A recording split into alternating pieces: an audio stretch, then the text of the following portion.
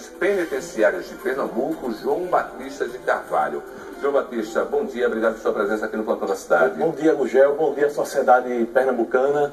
E eu quero esclarecer que hoje o sistema penitenciário vem sofrendo problemas graves, principalmente na questão de estrutural, questões de planejamento, questões de efetivo e questões de condições de trabalho aos agentes penitenciários.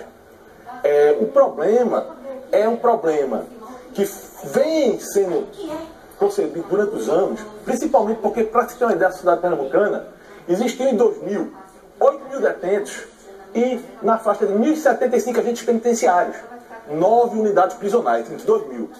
No ano de 2014, temos 20 unidades na faixa de 46 cadeias públicas e 1.298 agentes penitenciários para uma faixa de 31 mil presos. Naquela época, tínhamos uma proporção, se você fizer os cálculos, de 8 presos para cada agente. Hoje, temos uma proporção, de forma geral, da faixa de 25 presos para cada agente. Ou seja, 8 já era humanamente impossível uma pessoa tomar conta de 8. Justamente. E agora são 1 para 25 mais ou menos. 25 presos para cada agente, de formas proporcionais gerais, sendo que o sistema penitenciário foi criando unidades de 9, de 2000 para 20 unidades prisionais.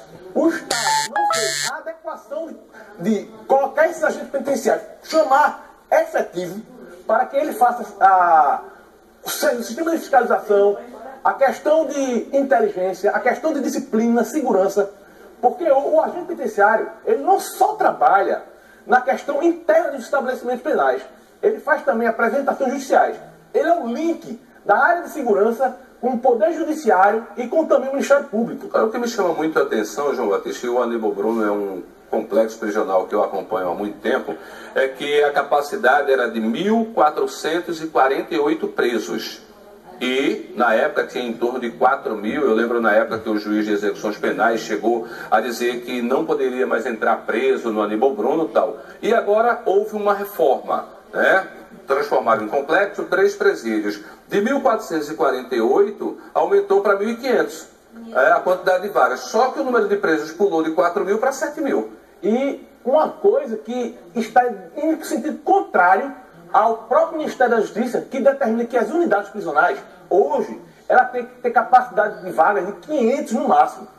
E você tem um efetivo ali, na faixa de 100 agentes penitenciários, para trabalhar no plantão. Muitos agentes penitenciários, já fiz muitas reportagens com relação a isso, e fala a questão do seguinte: muitos não são concursados. Hoje, esse número que você deu de 1.800, são todos concursados ou tem muita gente prestando serviço? Nós temos 1.298 agentes penitenciários, que são todos concursados, porque o agente penitenciário, baseado com o poder de polícia, ele tem o poder de fiscalização, ele não pode ter contratados. Quando se tem contratados, como ocorreu no estado de Minas Gerais, o próprio Ministério Público do Trabalho entrou com ação e, pela questão do trabalho do agente penitenciário ser escolta, custódia, a questão de disciplina, a questão do cumprimento da execução penal, ela não pode ser terceirizada, porque as atividades de custódia do poder de polícia, da execução penal, ela está prevista na Lei 1.079, que é a lei justamente de licitações, que é indelegável a esses trabalhos de ser dado ao poder privado.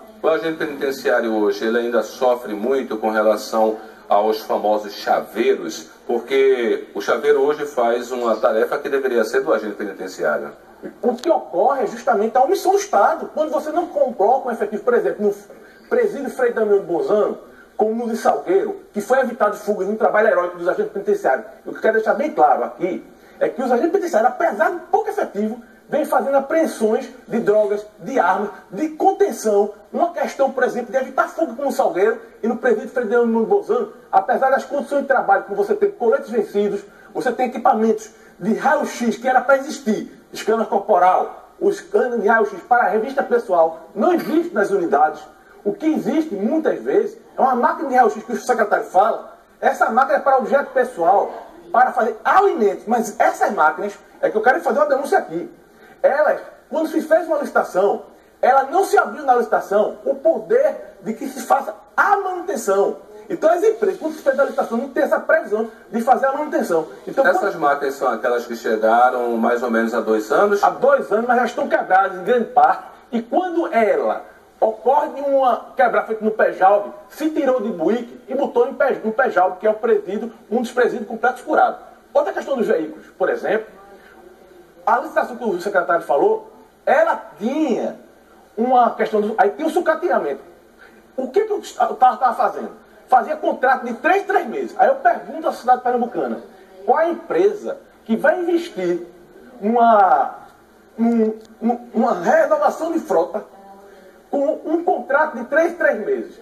O que tem que se fazer, se está se fazendo na Polícia Militar, na Polícia Civil, tem que se fazer um contrato de 2 com prorrogação de mais 2. Porque você vai dar a oportunidade de se fazer a renovação de frota.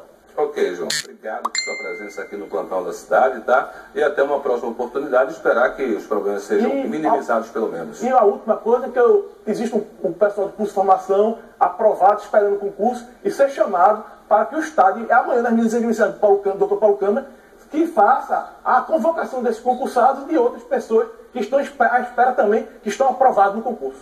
Obrigado, João Matias. Tá? Falar agora de carnaval. O carnaval vem aí.